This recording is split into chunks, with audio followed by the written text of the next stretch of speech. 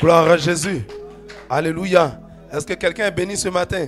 Je vous salue dans le nom de Jésus. Acclamons le Seigneur si quelqu'un est dans la joie. Gloire à Jésus. Je vous salue dans le nom de Jésus-Christ. Que le Seigneur vous bénisse. Nous sommes bien à notre émission quotidienne. Alléluia. Sinon, si vous voulez, quotidienne. Enseignement et études bibliques APD. Gloire à Jésus. Aujourd'hui, nous allons voir NT6. NT signifie Nouveau Testament. Je salue tous ceux qui nous suivent en ligne, toutes les églises qui nous suivent. Que Dieu vous bénisse, demeurez bénis. Alléluia. Intéressez-vous puissamment à la parole de Dieu. Parce que la Bible dit que la parole de Dieu, alléluia, était au commencement. Alléluia. Et elle était Dieu. La parole de Dieu est au commencement de toutes choses. Tout ce qui existe a été créé par la parole de Dieu. Les arbres ont été créés par la parole de Dieu. La mer a été créée par la parole de Dieu. Les hommes ont été créés par la parole de Dieu et formés avec la poussière de la terre. Gloire à Jésus. Tout ce qui existe a été créé par la parole de Dieu. Gloire à Jésus. Donc la parole de Dieu est au début et à la fin de toutes choses. Que le nom du Seigneur soit béni. Nous allons donc voir NT6 qui représente Matthieu chapitre 4. Nous allons faire une révision. Alléluia. Que Dieu vous bénisse. Amen, amen. Nous avons déjà prié en inbox. J'aimerais demander à chaque serviteur de Dieu en ligne, tous ceux qui nous suivent à YouTube, sur WhatsApp, alléluia, prenez vos Bibles. En Matthieu chapitre 4, tous ceux qui sont dans la salle de l'école biblique, prenez vos Bibles, Matthieu chapitre 4. Nous allons lire les Écritures rapidement. Je vais lire Matthieu chapitre 4, verset 1. Alors Jésus fut emmené par l'Esprit dans le désert pour être tenté par le diable. Gloire à Jésus. Alléluia.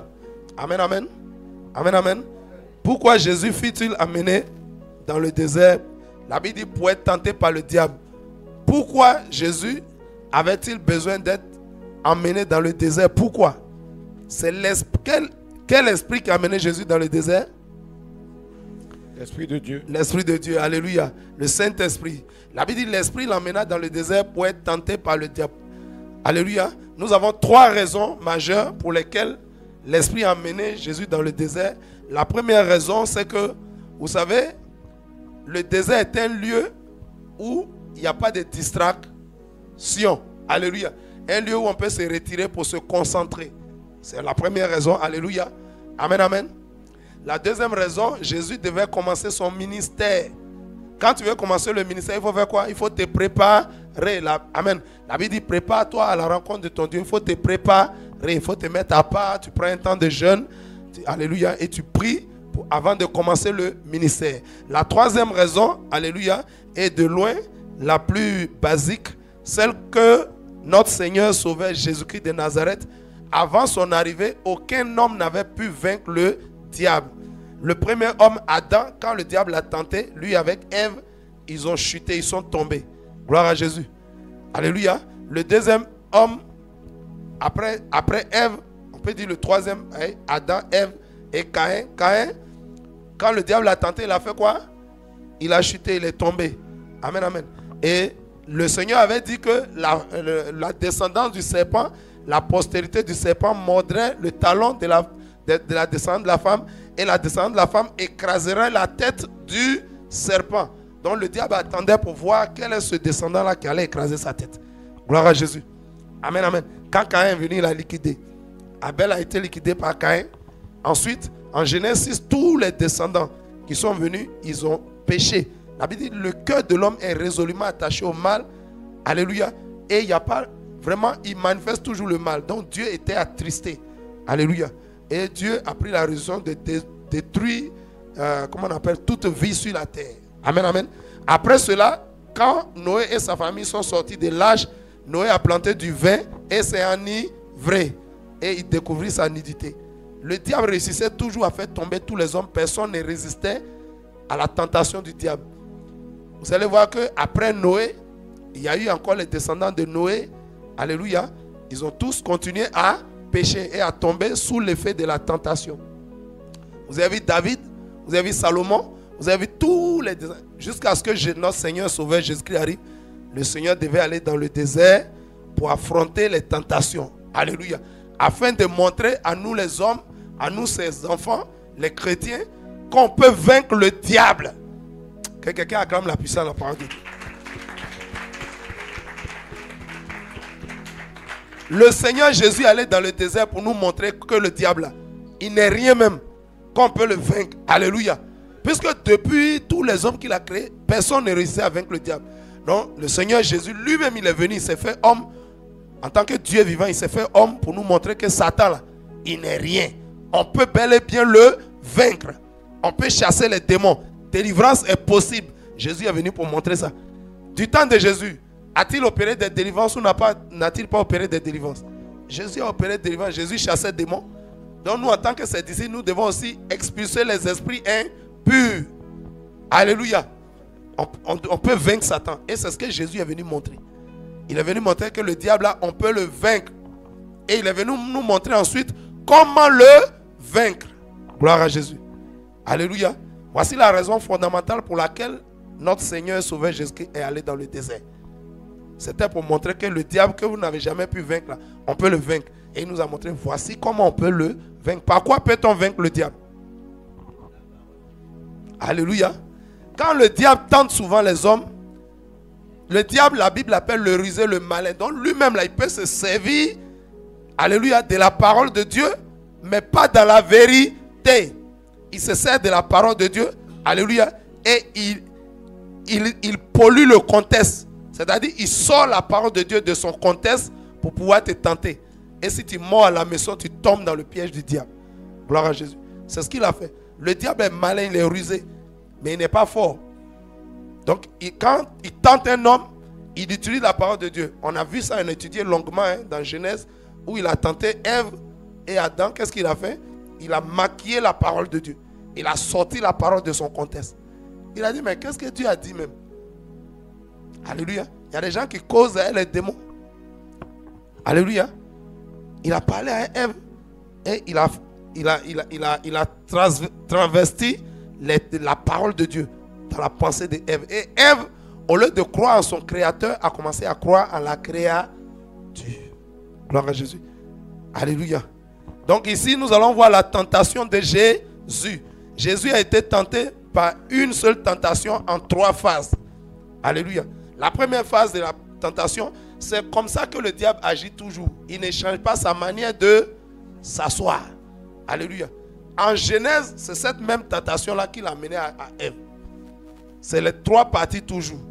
Alléluia. C'est les 3 parties. Et nous allons lire les Écritures. Alors Jésus fut emmené par l'Esprit dans le désert pour être tenté par le diable. Après avoir jeûné 40 jours et 40 nuits, il eut faim. Verset 3. Le tentateur s'étant approché lui dit, si tu es fils de Dieu, ordonne que ces pierres deviennent des pains. Aïe. Le diable dit à Jésus, si tu es fils de Dieu. Alléluia. Est-ce que quand quelqu'un est enfant de son père, là, est-ce qu'il a besoin de démontrer ça? Si je suis enfant de Kwaku, je suis enfant de Kwaku. Si je suis enfant de Kona, je suis enfant de Kona. Alléluia. Alléluia. Est-ce que j'ai besoin encore de... C'est mon père. Mais le diable lui dit, si tu es fils de Dieu, si là, c'est pour faire quoi? C'est pour faire, c'est le doute. C'est pour planter le doute. Le diable te dira souvent, si tu es vraiment un vrai chrétien, si tu es vraiment, c'est faire ceci, ça. Si tu es vraiment un enfant de Dieu, là, il faut aller à la fille, là. Comme tu es enfant de Dieu, Dieu ne va rien dire. Parce que tu es son enfant. C'est une ruse du diable. Donc il dit à Jésus, si tu es vraiment fils de Dieu, alléluia, ordonne que ces pierres deviennent des pains. Ordonnez. Regardez les images. Pierre et puis pain. Une pierre c'est quoi? Une pierre c'est quoi? C'est un caillou. Une pierre c'est un caillou. Comment il est? Comment le caillou est? Il est solide, il est dur. Et ce qui est dur est comment? Est durable. Gloire à Jésus. La pierre est dure et durable. Ça veut dire quoi? Le diable était en train de dire quoi à Jésus? Et il dit, ce qui est dur et durable, là, change ça en pain. Pain. Pain là, ça se frite. Ça se frite, ça devient poudre. Alléluia. Tu jettes dans l'eau, tout de suite, ça gonfle. Ça te montre que c'est quelque chose. Alléluia. Mais ça devient rien. Alléluia. Ici, la tentation s'appelle la tentation de l'avilissement. Avilir veut dire rendre. Dans avilir, il y a vil. Quelque chose que vil, c'est quelque chose qui est de peu de valeur. Ou bien qui est sans valeur. Qui est sans importance. Alléluia. Donc, le diable, vous voyez, quelque chose qui est dur, qui est durable, qui a de la valeur aux yeux de Dieu. Le diable était en train de dire à Jésus, Il ne faut pas considérer ça. Qu'est-ce qui a la valeur aux yeux de notre Dieu? La sainteté, la sanctification, la pureté. La Bible nous appelle les chrétiens, il nous appelle les justes, il nous appelle les saints. Alléluia. Il nous appelle les saints. Gloire à Jésus. Parce que la sainteté de Dieu se trouve en nous. Donc la Bible nous appelle des saints. Alléluia. Et David était qui? David était roi d'Israël. La Bible dit qu'il était l'ami de Dieu. David était l'ami de Dieu. Donc il était saint. Le diable lui dit quoi? Toi, tu es saint, non? Il faut la femme de Uri, là, la femme de Uri, Bathsheba, là. Si tu la prends, Dieu ne va rien dire. Parce que tu es son ami. Est-ce que c'est la vérité? Est-ce que Dieu permet que son serviteur pêche volontairement? Et puis Dieu ne va rien dire. La Bible dit, on ne se moque pas de ce qu'un homme aura sémé, il le moissonné. Regardez toute la Bible. La Bible est le seul livre au monde qui révèle la faiblesse de ses serviteurs. Est-ce que quelqu'un me comprend? La Bible est le seul livre au monde qui révèle la limite de ses serviteurs. Parce que la Bible est le seul livre de vérité. Je vous dis la vérité. Alléluia. Dans la Bible, vous ne trouverez aucune portion de mensonge. Tout dans la Bible est vérité. Parce que c'est le livre du grand roi. C'est le livre du vrai Dieu, du véritable Dieu, Jésus-Christ de Nazareth. La Bible ne dit que la vérité. La Bible ne confesse que la vérité. Il n'y a de vérité que dans la Bible. C'est pourquoi Jésus a dit en Jean 8, verset 32, il dit, vous connaîtrez la vérité. Alléluia. Alléluia. Et la vérité vous délivrera. La vérité, c'est la Bible. La vérité, c'est une personne. La vérité, c'est Jésus-Christ de Nazareth. Alléluia. Il dit, si vous me connaissez, vous allez être libre. Gloire à Jésus. Amen, amen. Amen, amen. Donc, David, le diable le pousse à pécher contre Dieu. Et c'est cette tentation-là. David est tombé, mais Jésus, est-ce que Jésus est tombé? Il dit, si tu es vraiment fils de Dieu, ordonne. Qui ordonne? Qui ordonne? C'est Jésus. Mais je prends le mot, le verbe ordonner. En général, qui ordonne? C'est Dieu qui ordonne. Si toi, tu es un chef d'un département, tu n'ordonnes pas. En général, quels sont ceux qui ordonnent? Les autorités. Ce sont les chefs, ce sont les autorités, c'est ceux qui ont le commandement. Donc le diable sait que tu as l'autorité. Mais vous voyez que le diable ne dit pas. Il ne dit pas, si tu es vraiment fils de Dieu, je vais transformer ces pierres-là en pain, puis je vais te donner à manger. Et c'est ce qu'il dit. Ce n'est pas lui qui veut chercher. Il dit, toi-même là, il faut transformer, il faut ordonner pour que la pierre là devienne des pains. Vous voyez que le diable, il est malin. Il ne va jamais travailler pierre. Il va dire, toi-même là, il faut ordonner pour que la pierre là devienne pain. Amen, amen. C'est la tentation de l'avilissement. Parce qu'il y a des actes, si tu poses ça toi-même là, tu ne vas pas dire c'est le diable qui a fait. Donc le diable va te pousser toi-même à pécher contre Dieu. Gloire à Jésus. Il dit, si tu es vraiment fils de Dieu, ordonne que ces pierres-là deviennent des pains. Pierre, caillou dur, durable, qui devient une chose vile. Alléluia. Jésus était qui?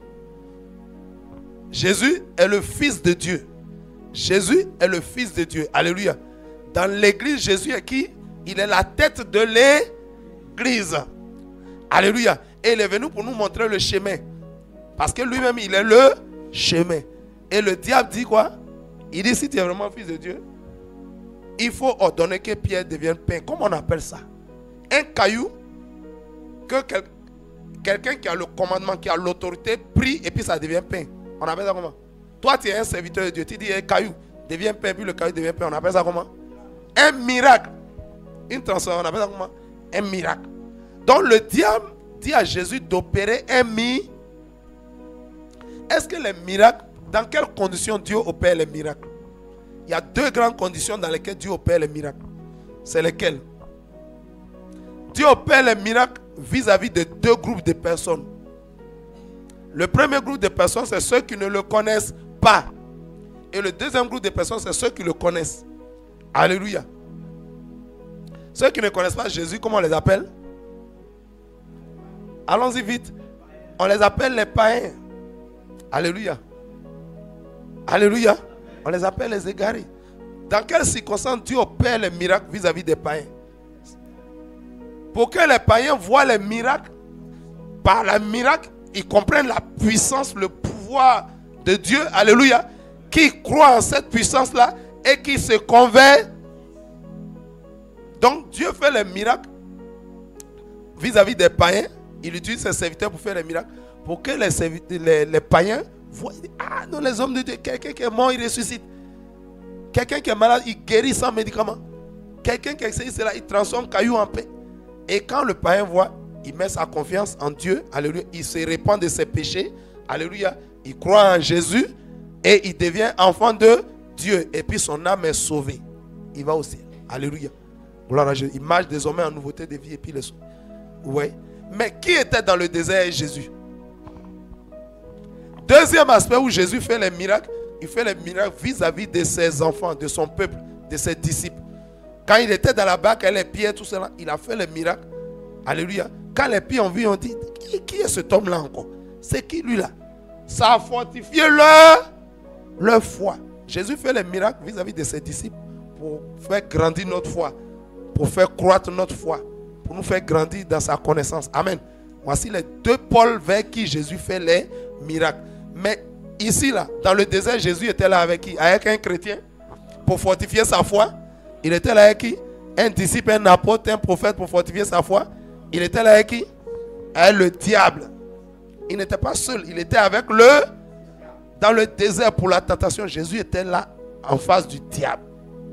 Et le diable lui dit, change caillou en pain. Ça veut dire, il faut faire miracle. Or, Jésus connaît les circonstances du miracle. Si en dehors de ces deux circonstances, tu fais un miracle, c'est de l'orgueil. Donc, il va accuser Jésus d'orgueil. Regarde-moi comment il est orgueil. À cause il change caillou un peu. Ouais, non. C'était pour accuser Jésus. Il y a des satanistes qui vont venir te voir. On dit, Papa, viens prier pour moi un peu. Là, viens. On dit, il y a un pasteur qui vient. Je dis, viens, tu as prié pour moi un peu. Si tu ne discernes pas que par orgueil, tu dis, oui, c'est moi. Tu viens dans le village chez tes parents, on dit, tous les vieux sorciers, il faut venir prier pour nous. Tu dis, oui, vous savez quoi? Repentez-vous de vos péchés, je vais prier. Il dit, non, non, non. Et toi, tu viens, ouais, c'est moi le grand délivreur. Il vient. Alléluia. C'est pourquoi la Bible dit, on n'impose pas précipitamment les mains à tout le monde. Gloire à Jésus. Amen, amen. Donc le diable voulait tenter Jésus. C'était pour le pousser afin de l'accuser de... Amen. C'était pour le pousser afin de l'accuser. Si Jésus avait changé le caillou en pain, il va dire, mais c'est moi Satan, celui-là. Je ne vais jamais donner ma vie à Jésus.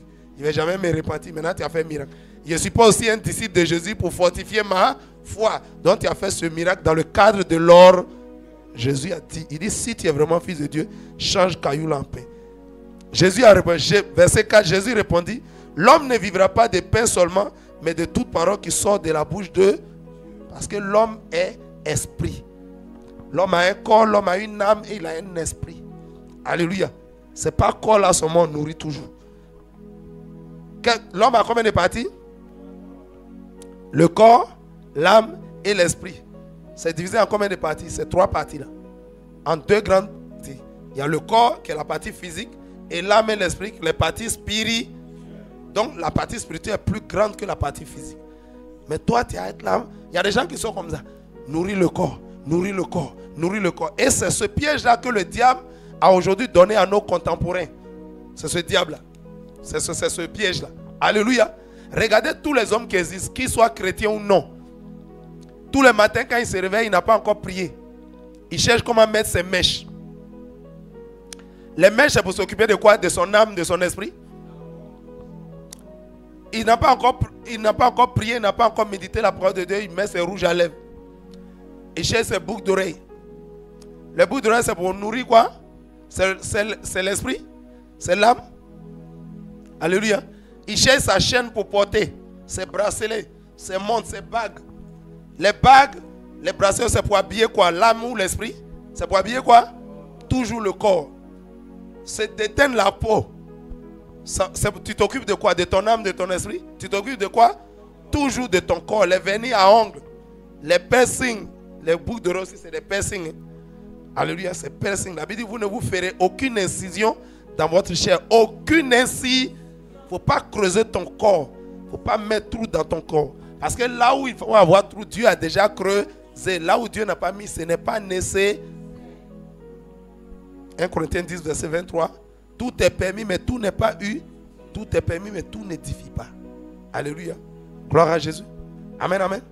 Donc, quand tu fais toutes ces choses, c'est uniquement ton corps. Boucle d'oreille, le corps. Chaîne, le corps. Les perruques, le corps. Les bracelets, le corps. Les maquillages, le corps.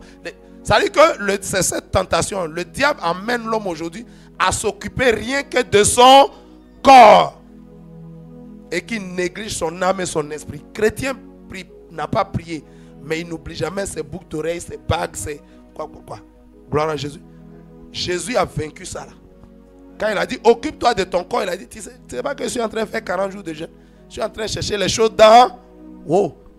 Jésus recherchait plus les choses d'en haut, les choses spirituelles. Alléluia. Amen, amen. Il faut beaucoup plus prier. Il faut beaucoup plus jeûner.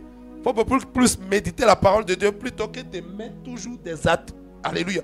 Plutôt que d'habiller ton corps d'artifice. Habille ton âme et ton esprit de la parole de Dieu. Alléluia. Des prières, de la méditation de la parole de Dieu. Acclame la puissance de la parole de Dieu.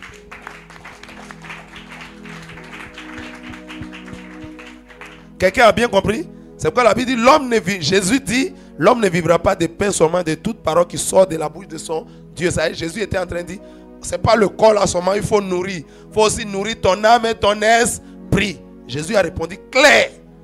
Pour dire si tu es chrétien aujourd'hui que tu passes tout ton temps à t'occuper de ton corps, tu n'as rien compris. Même ce corps là, ça reste ici.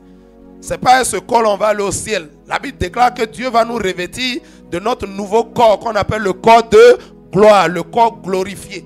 Mais tu passes tout ton temps pour t'occuper de ça. Ça là, ça va aller dans ton tombeau. C'est les asticots qui vont manger ça. Est-ce que quelqu'un me comprend? Alléluia. Tout ce que tu prends le temps d'entretenir matin, midi, soir. C'est pourquoi la Bible parle du dépouillement. C'est dépouiller. L'apôtre Paul pouvait dire, je préfère regarder ces choses-là comme vaines afin de mieux gagner Christ. Alléluia. Le chrétien doit accepter de perdre quelque chose afin de gagner Christ. Il pouvait dire à Abraham en Genèse 12, il dit quitte ton pays, quitte ta patrie, quitte la maison de ton père. Il y a quelque chose que tu dois quitter. Tu veux bien gagner Christ, tu dois forcément quitter quelque chose. Tu dois te séparer de quelque chose. Qu'est-ce qui prend la place de Dieu dans ton cœur? C'est quoi? C'est tes bracelets? C'est tes chaînes? C'est tes perruques? C'est tes boucles d'oreilles? C'est tes maquillages? C'est ton fond de teint? C'est quoi? Ça va occuper la place de Dieu dans ton cœur. Il faut t'en débarrasser. Il faut te dépouiller de ça. Jésus dit l'homme ne vivra pas de pain seulement, mais de toute parole qui sort de la bouche de son Dieu. Acclame la puissance de la parole. Deuxième phase. Le diable le transporta encore dans la ville sainte et le plaça sur le haut du temple. Gloire à Jésus. Alléluia. Regardez, le diable transporte Jésus. Alléluia. Dans la ville sainte. Quelle est la révélation qui est derrière? Qu'est-ce que cela vous apprend? Il y a des fausses sanctifications. Il y a des fausses saintetés. Il y a des lieux de... Alléluia. Gloire à Jésus. Où vous allez, on va dire saint, saint, saint, saint. On crie le nom saint. Alléluia. Mais la sainteté n'est pas pratiquée. La Bible dit à Hébreux 12, verset 14. Sans la sanctification, nul ne verra le... Nul, ça veut dire personne. Sans la sanctification, personne ne peut voir le ciel. Personne ne peut entrer au ciel sans la sanctification. Le diable transporte, alléluia, dans la ville sainte. Ça veut dire quoi? Est-ce que le diable a transporté dans la ville sainte parce que le diable voulait se sanctifier? Est-ce que c'est parce que le diable recherchait la sainteté, la pureté? Mais il a transporté Jésus dans la ville sainte. C'est semblant de sainteté. C'est semblant de recherche de sainteté. Alléluia. C'est une fausse sainteté. On va te dire, non, moi je suis dans une église sainte. Alléluia. Tu as tous les langages qui vont te parler, la sainteté, la sainteté. Mais en réalité, il n'en est rien. C'est ce que le diable fait. Et il te transporte dans la ville sainte. Ça veut dire quoi? Il te fait semblant, il fait comme s'il veut t'amener dans la sainteté du Seigneur. C'est la religiosité. Vous avez vu que le diable aussi a des églises. C'est vrai ou bien c'est faux? Le diable aussi a des églises. Le diable transporte Jésus vers la ville sainte. Ça veut dire qu'il fait semblant d'aimer la sainteté. Il fait semblant d'aller vers la sainteté. Il fait semblant de faire les choses saintes. Mais ce n'est pas la vraie sainteté. Quelqu'un comprend ça? Acclame le Seigneur si c'est puissant. Il transporte Jésus dans la ville sainte. pas parce que le diable recherche la sainteté. Hein? Il fait ça blanc. C'est ce qu'on appelle la magie blanche. La magie blanche, c'est la religiosité. C'est tout semblant d'église, mais en réalité qui adore Satan. Tout semblant d'église, c'est ce qu'on appelle la religiosité. On va adorer Jésus. On va adorer ceci là. C'est exact. C'est bas Jésus. C'est Jésus Barsabas ou bas Jésus. Vous avez vu qu'il y a Jésus Kwasi Yoboué, qui est un journaliste dans notre pays, la Côte d'Ivoire. Il y a Jésus Baoulé. Il y a bas Jésus. Il y a Jésus Barsabas. Alléluia. Le diable l'amène vers la ville sainte. C'est un semblant. Ça veut dire, il y a le vrai Jésus. Alléluia. Et il y a des faux Jésus, des faux Christ. C'est ce que le diable fait. Ça veut dire que le diable est à l'origine de tous les faux Christ. Tout ce qui est fausse église, tout ce qui est religiosité, tout ça, ça vient de Satan. C'est de là que ça vient. Alléluia. Et il le plaça sur le haut du temple. Acclame la puissance de la parole de Dieu. Il lui dit, si tu es le fils de Dieu, jette-toi en bas. Est-ce que quelqu'un comprend ça? Deuxième tentation, il envoie Jésus dans la ville sainte, il le place et il dit quoi? Il dit jette-toi en bas. Lorsque quelqu'un vous dit jetez-vous en bas, ça veut dire vous êtes où? Ça veut dire vous êtes en haut, vous êtes en position de hauteur. Un enfant de Dieu, alléluia, à cause de Christ, il a une position d'auteur, il a une position d'autorité à cause de l'Esprit de Dieu qui est en lui. Le diable le sait, il sait que le diable connaît tous ceux qui sont les vrais enfants de Dieu et tous ceux qui ne sont pas du tout chrétiens mais qui sont dans l'église. Le diable les connaît. Alléluia. Il y a la marque de Dieu sur toi, il y a le feu de Dieu, il y a la marque du Saint-Esprit. Elle a comme un feu, ça brûle comme ça. Alléluia. Et puis le feu est sur ton corps. Gloire à Jésus. C'est un feu spirituel. Quand un sorcier qui a la vision te voit, il sait que lui là c'est un vrai enfant de Dieu. Quand tu amènes quelqu'un devant un sorcier, il va dire, lui là c'est un frère serviteur, c'est une vraie servante de Dieu. Il va dire, oh lui il n'y a rien en elle. S'il dit ça, c'est parce que dans l'esprit, alléluia, la marque de Dieu n'est pas sur toi. Amen, amen. Donc il lui dit, jette-toi en bas. Le diable sait qui est chrétien, qui n'est pas chrétien. Tu n'as pas besoin de dire, moi je suis chrétien, ou bien mes banderoles. Il sait. Gloire à Jésus. Mais malgré qu'il sait, il dit à Jésus, si tu es vraiment fils de Dieu, jette-toi en bas. J'aimerais dire à quelqu'un qu'un chrétien ne se jette jamais. Est-ce que quelqu'un comprend ça? Un chrétien ne se jette jamais. Gloire à Jésus. Mais si on te jette, alléluia, le Seigneur va te secourir. Si on te pousse, le Seigneur va te secourir. Mais toi-même ne te jette jamais. Regardez bien, comprenez, méditons bien les Écritures. Regardez, le diable, quand il dit jette-toi, il n'a pas dit je vais te pousser. Il dit toi-même là, comment quelqu'un peut faire? C'est toi-même, tu vas te prendre pour te... Ah, si tu t'es jeté, est-ce un homme qui se jette là? Dieu ne va pas intervenir. Hein? Se jeter, ça signifie quoi? Se jeter signifie provoquer le danger. Ça veut dire un chrétien, un enfant de Dieu, sa vie n'est pas en danger. Un enfant de Dieu, il n'est pas menacé. Mais il se va provoquer le danger. J'ai déjà vu ça. À l'école biblique, il y avait un apôtre qui était là-bas.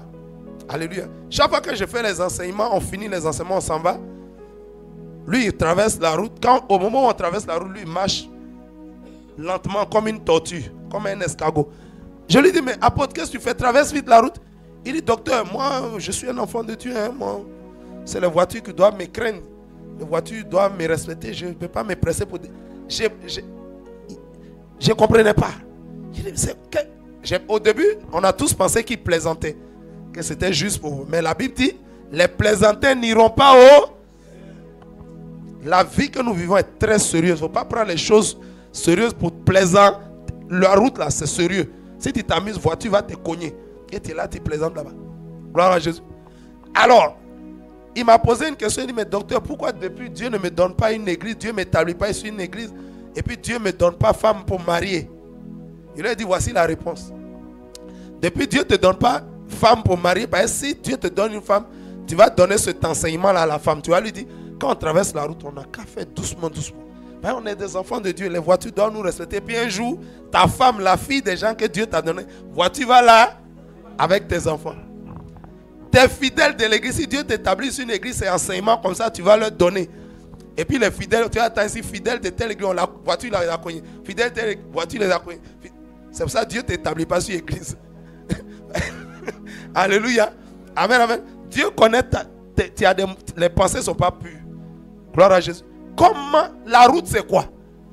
La route, on fait le goudron là pour que qui passe dessus. Vous allez voir, il y a des trucs et puis il y a le trottoir. Le trottoir, dans les deux voies là, c'est pour les voitures. Alléluia. Et le trottoir, les piétons, nous on passe là-bas. Mais lui, il traverse le trottoir qui est la juridiction des voitures. Ça veut dire que c'est le domaine, c'est le lieu des voitures. Et toi, tu traverses. Quand ta juridiction, qui est le trottoir, croise pour les voitures, tu dois faire quoi? Tu dois libérer vite la juridiction des voies. Parce que ce n'est pas ta place. Mais lui, il prend le temps là. Un jour, voiture va te cogner. Et Jésus ne va pas intervenir. Pourquoi? Parce que tu n'es pas en danger. Tu te mets toi-même en situation de danger.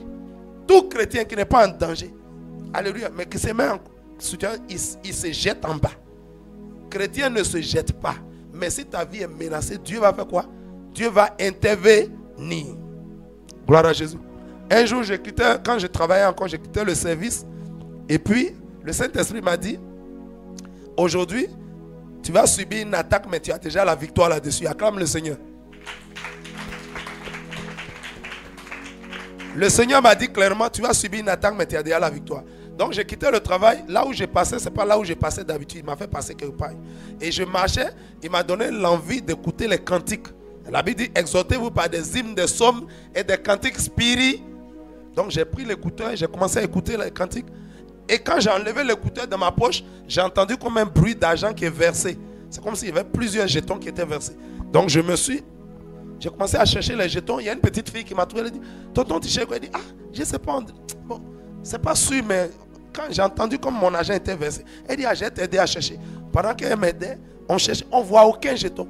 Et il y a une voiture qui a décollé. C'était une gare. C'était pour emprunter un véhicule pour rentrer chez moi. Et une voiture a décollé, une voiture qui n'est pas chargée. Ça a décollé pour venir derrière moi. Pour me cogner. Ça veut dire si la voiture me cognait, comme j'étais de dos, je tombais. Et elle venait écraser mes pieds. Amen.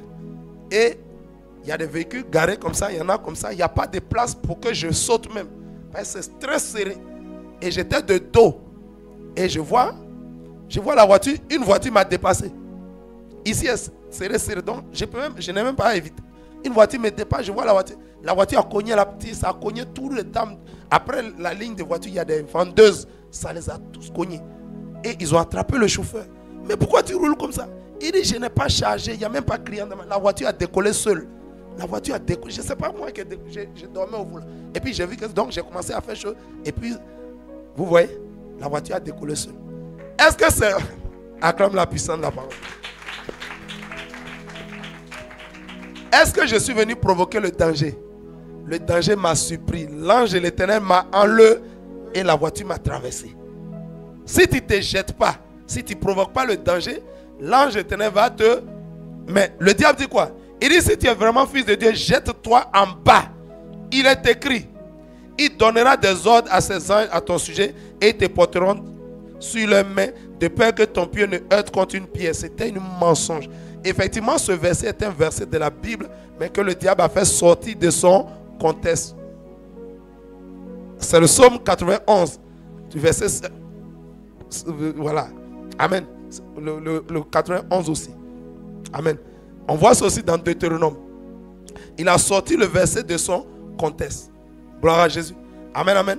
Pour dire, il faut provoquer le danger. Puis Dieu va, si tu provoques le danger, Dieu va pas. Parce que celui qui provoque le danger, il ne craint pas Dieu.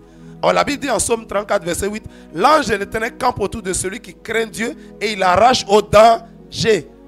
Mais quelqu'un qui provoque le danger pour obliger Dieu, Dieu il n'est pas ici à toi, à Gaïwa, il est dans les cieux. Donc tu veux provoquer le danger pour que Dieu quitte là-bas pour venir rapidement pour te secourir. Oh, Dieu a beaucoup de choses à faire. Il n'a pas que ça à faire. Gloire à Jésus. Donc Dieu va laisser et puis tu vas voir.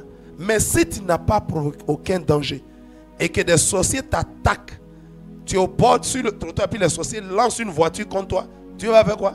Dieu va te préserver. Donc le diable attaquait Jésus pour dire il faut te jeter toi-même. Il n'a pas dit je vais te jeter. Hein. S'il te dit, jette-toi, tu lui dis, il faut me pousser. Si le diable dit, jette, tu dis, pousse-moi. Ben, les contextes sont différents. Hein. S'il te pousse, ton Dieu va intervenir.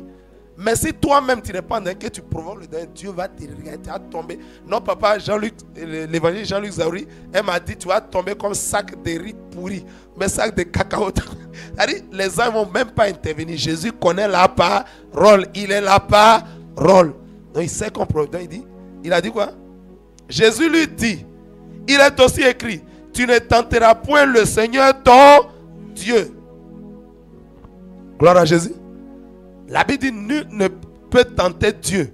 Car Dieu n'est pas tenté, Dieu ne tente lui-même personne et il n'est pas tenté par le mal. Alléluia. Alléluia, il n'y a pas le mal en Dieu. Donc tu ne peux pas tenter Dieu. Tu n'es pas en danger et tu provoques. Regardez un chrétien qui vient, il prend du poison et puis il met dedans, il dit, bon, je vais boire le poison. Vous allez voir, Dieu va intervenir.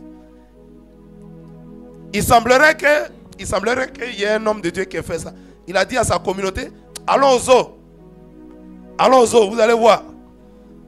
Vous allez voir que Daniel, là, la fosse aux lions, les lions ne l'ont pas mangé. Alléluia. Allons au zoo, vous allez voir. Il est rentré dans la fosse. Il est rentré là-bas, les lions ont failli le tuer. C'est la grâce de Dieu. Ça dit que les gardiens sont venus l'aider. Avant d'entrer, il a parlé à l'ange, puis il est rentré, il dit, regardez, les lions n'ont rien fait. Quand il est rentré, les lions sont jetés sur lui. C'est les gardes là qui sont venus intervenir. Sinon, les lions allaient le dévorer totalement. Gloire à Jésus.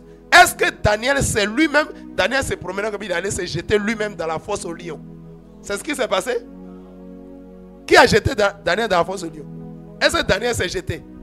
On l'a jeté. Il n'avait pas le choix. On l'a pris de force, on l'a mis là-bas.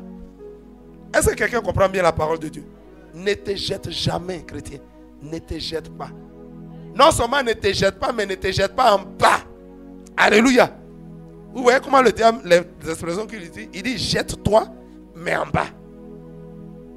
Alléluia. Un chrétien ne se jette pas et un chrétien non plus ne se jette pas en bas. Si on te dit jette-toi en bas, ça veut dire que tu es en haut. C'est ce qui est arrivé. Alléluia. C'est la tentation. Alléluia.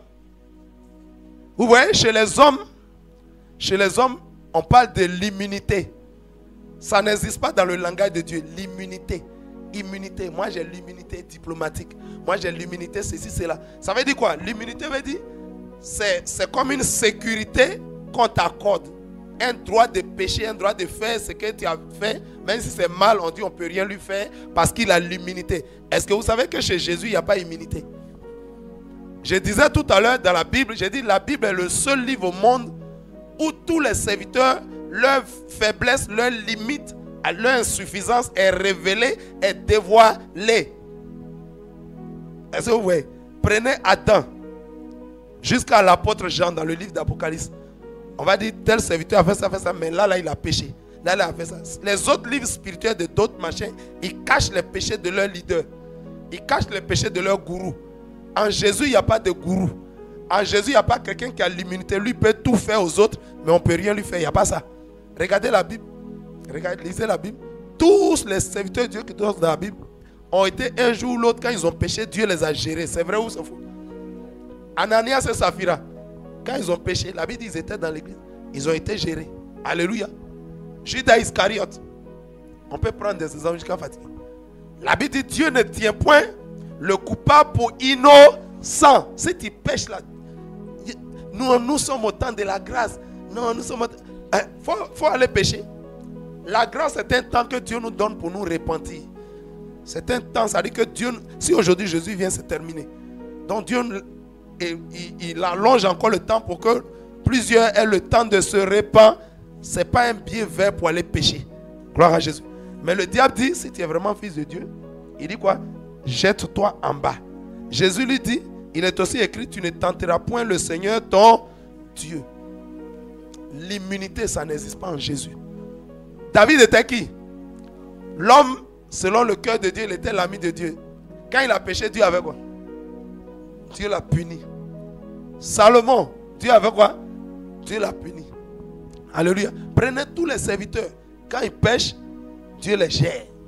C'est pourquoi L'aveugle né a dit en Jean 9, verset 31, il dit, nous savons que Dieu n'exauce point les pécheurs. Mais si quelqu'un fait sa volonté, l'honneur, celui-là, Dieu l'exauce.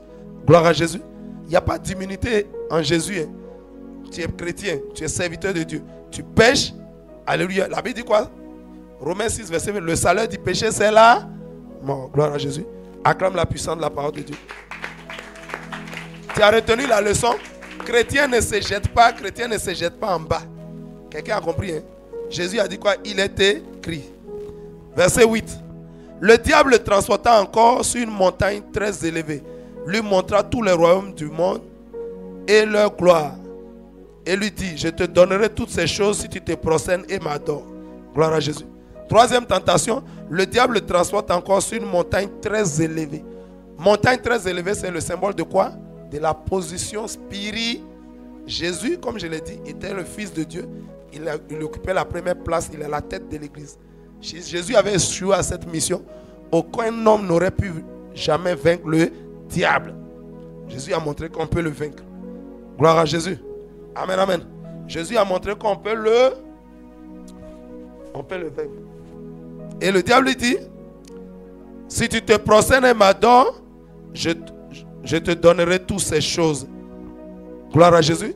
En Luc chapitre 4, il y a la même histoire de la tentation. Mais en Luc chapitre 4, le diable dit, si tu te prosternes et m'adores, je te donnerai toutes ces choses. Tout cela m'a été donné. Qui a donné ça à Satan? Est-ce que quand Dieu nous a créés, il a donné la domination à Satan?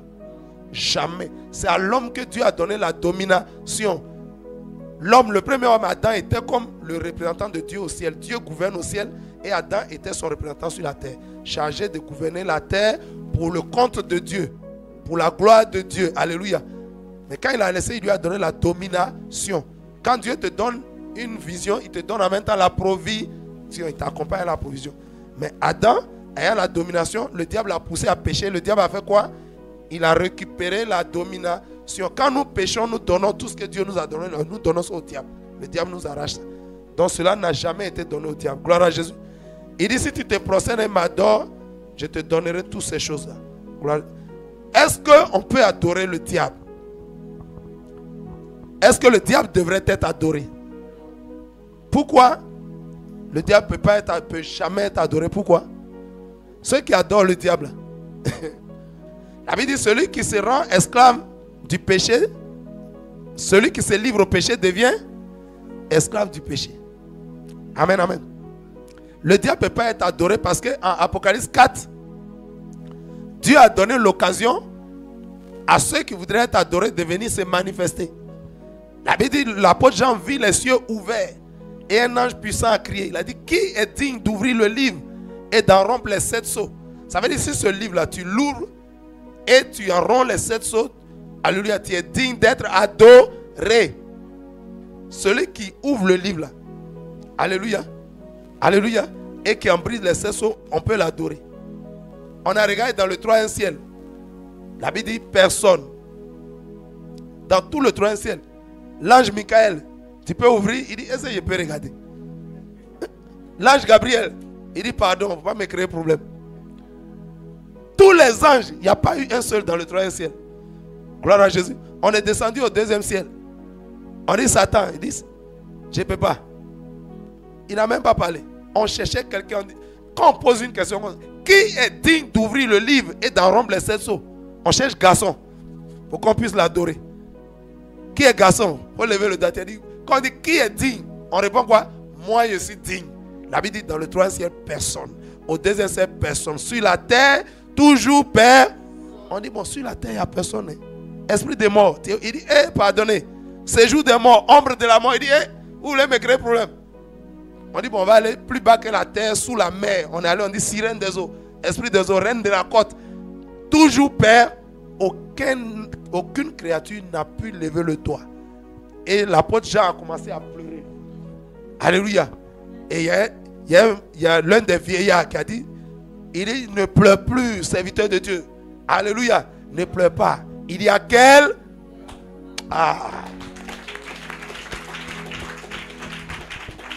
Toutes ces religions que le diable a créées là, il n'y a pas eu un seul gourou, un seul être qui a levé la main. Qui est digne d'ouvrir le livre? La Bible dit personne. Et l'un des vieillards dit, ne pleure pas, Jean. Il y a quelqu'un. Le lion de la tribu de Juda. Alléluia. Il y a lion et puis lion. Lion, c'est pas lion. Alléluia. Il y a lion et puis lion. La Bible dit, il n'y a que le lion de la tribu de Juda, le rejeton de David. Celui-là qui a été seul trouvé digne d'ouvrir le livre et d'en rompre. Il n'y a pas deux noms. Il y a un seul nom. Alléluia. C'est le nom de Jésus-Christ de Nazareth. La Bible dit, si tu veux acclamer, tu acclames bien. La Bible dit, il ouvrit le... Quand l'apôtre Jean vit, quand on dit le lion de la tribu de Juda, l'apôtre Jean vit comme un agneau immolé qui avait 7 cornes. Alléluia. La corne, c'est le symbole du pouvoir. Les 7 cornes, le chiffre 7, c'est la plénitude, la totalité des pouvoirs. Qui a la totalité des pouvoirs? Oui, mais qui a la totalité? C'est Dieu. Donc si Jésus a la totalité des pouvoirs, c'est qu'il est, il est Dieu. Alléluia. Un agneau a 7 cornes. Alléluia, qui était là comme immolé. Il a payé le prix à la croix du calvaire. Et la Bible dit, il est venu.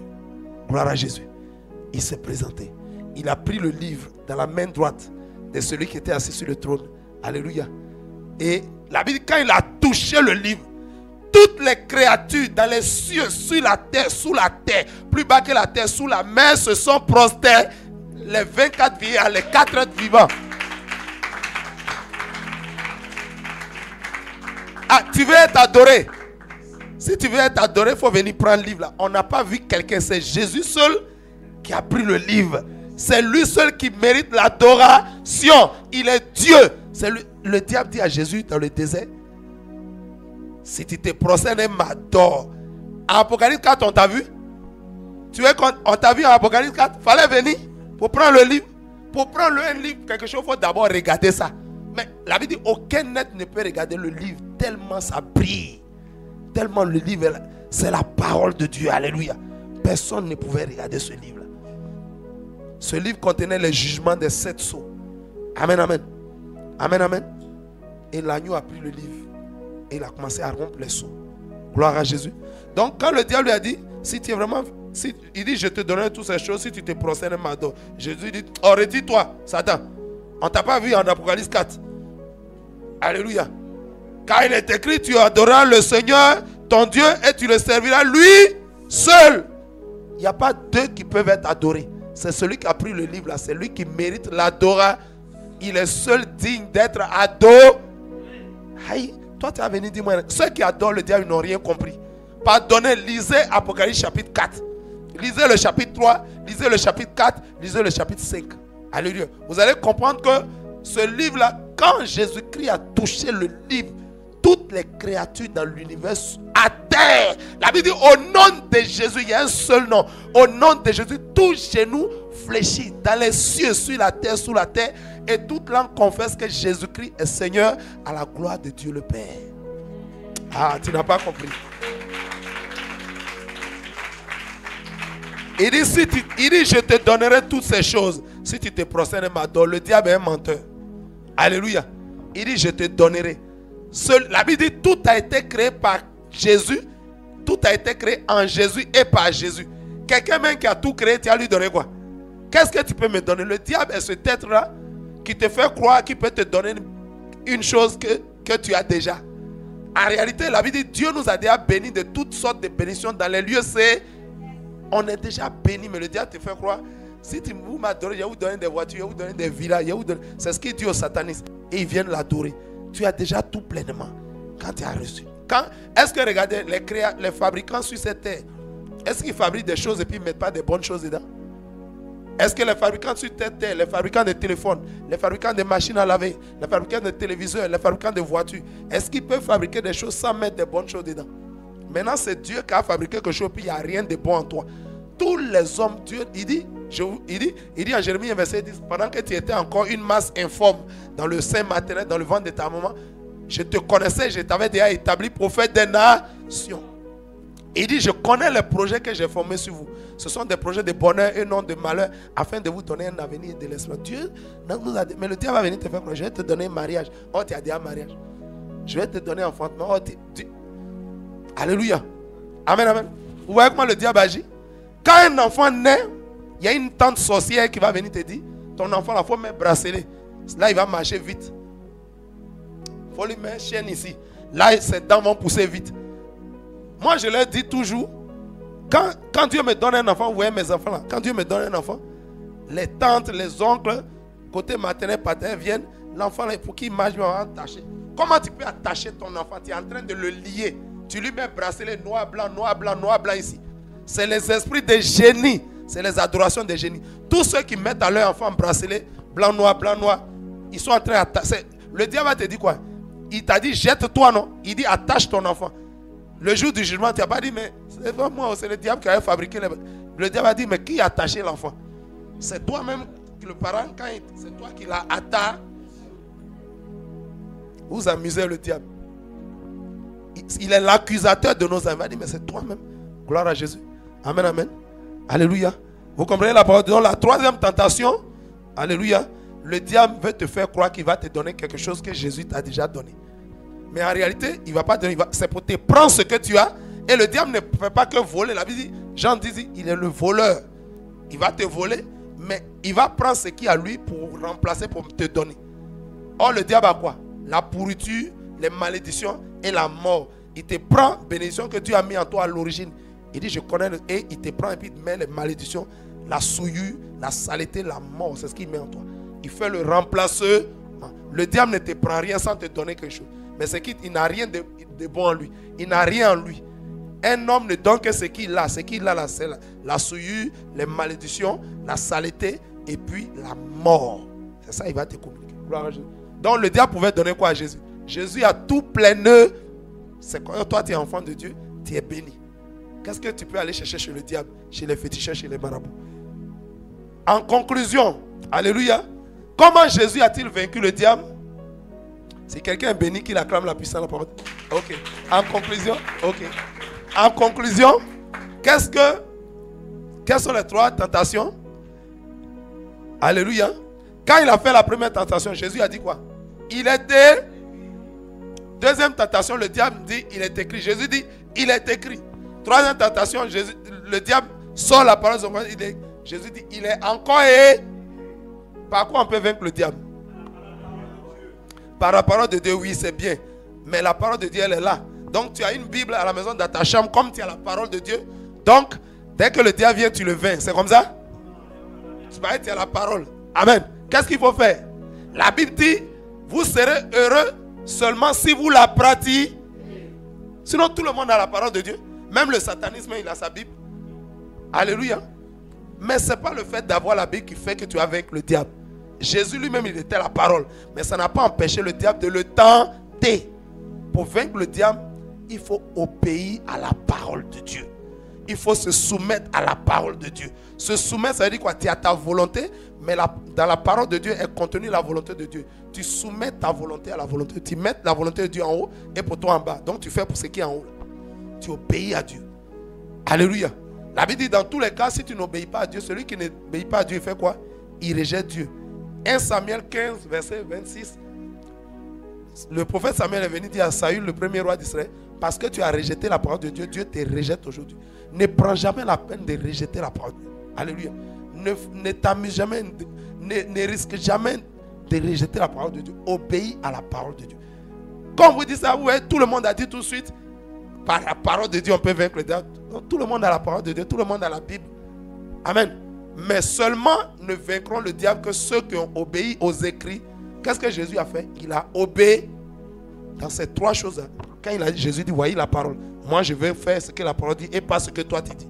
Quand il dit ça, Jésus dit, voici la parole. Moi, je vais faire ce que Dieu dit et pas ce que toi tu dis. Si tu agis ainsi, tu vas vaincre le diable. Acclame la puissance de la parole.